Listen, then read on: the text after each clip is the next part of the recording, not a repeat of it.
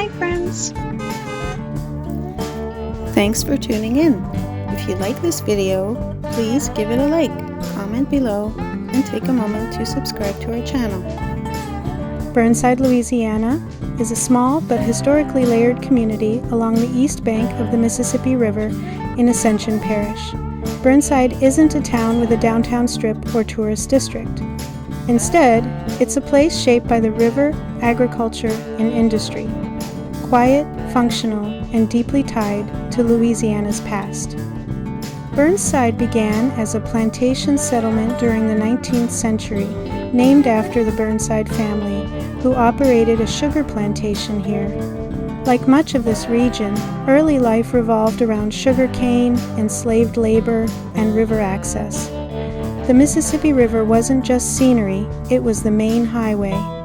Everything from people to crops to building materials moved along this waterway. During the Civil War, the river became even more important. Control of the Mississippi was a major strategic goal, and while Burnside itself wasn't the site of a major battle, river traffic and nearby landings played roles in troop movement and supply lines throughout southern Louisiana. After the war, the area gradually transitioned from plantation agriculture toward industrial and river-based commerce. In the 20th century, Burnside became part of what's often called Louisiana's industrial corridor.